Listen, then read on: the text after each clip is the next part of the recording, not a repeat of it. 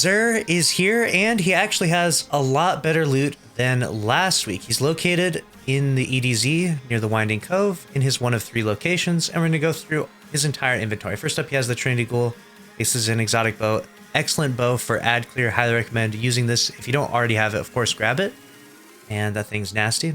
Then we have the Guizen Vest. No one has used this in a long time, but it does buff your spectral blades pretty well. So if you do like spectrals, I guess you could use this.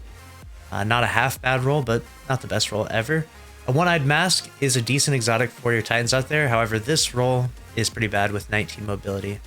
So we're going to pass on that one. Apotheosis Veil is a mid-tier exotic for your Warlock. However, this roll is pretty good with high recovery, high intellect. I mean, it's at least decent. You know, the high intellect plays into super cast that you're trying to use for this exotic. So you might want to snag that, let it collect some dust for the time being. As far as the weapons go, we do have a True Prophecy with Overflow Explosive Payload, Attack Mag, Flared Magwell, Fast Draw, which is really nice for the handling on these 120s, and a Reload Speed Masterwork. So it's actually a pretty good PvE roll of the True Prophecy. However, I will say that the Adept Fatebringer exists in the game currently, has double damage perks, and definitely outclasses this weapon significantly. So probably pass on it unless there's some crazy, unless the hand cannon changes make this really good and one-shot certain enemies in challenging content. So you might snag it for PvE, but it's up to you. Next up, we have the Cold Denial, which has Zen Moment, which has recently been buffed and is very strong. And that with Swashbuckler, not exactly the best perk combination. Maybe if you're a hunter using a weighted knife, perhaps. And then Fluted Barrel, Armor Piercing Rounds, Light Mag, and Range Masterwork. Not a half bad roll of the Cold Denial, though. The Tears of Contrition is a weapon that you can craft. This roll is terrible, though, so hard pass on that.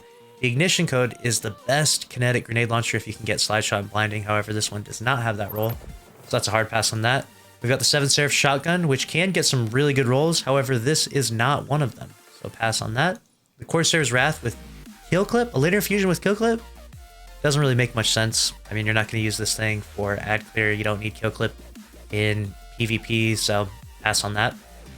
And we have a Quick Fang with Flash Counter and Tireless Blade. That's a hard pass on that as well. As far as the armor goes, we'll go through the Hunter, Titan, and Warlock armor. So first up, we have Gauntlets at 55, pass. 58 chest, pass. If something doesn't have at least 60 plus stats, it's a pass. The helmet is pretty good this week, 64 stats, decent distribution overall. The boots are very high resilience, so some PvE boots there. We'll go over the Hawkmoon and DMT in just a moment. First, we gotta pull up the armor for the other characters. We got the Warlock armor here. We have 59 Gauntlet for the Warlock. That's going to be a pass. 58 chest, pass. Helmet has high mobility for Warlock. We can hard pass on that. And the boots have not too bad of a distribution, but 59 stats overall, so we will pass on this as well. The Titan armor has Gauntlets 58 and high mobility. That's a hard pass. Do not grab that. Chest is terrible. Helmet is absolutely terrible. And the boots have extremely high intellect, also terrible. So a lot of bad armor from Xur. As far as the weapons go, he does have a really good roll of the Hawkmoon. We got Eye of the Storm. This is one of the better PvP rolls.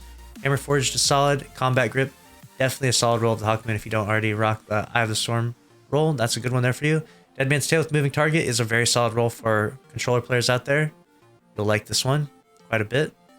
And it's not too bad for mouse and keyboard either. And that's everything for Xur this week. Let me know your thoughts. What will we be snagging from him? Make sure to subscribe if you enjoyed. Smash the like button. See you in the next one.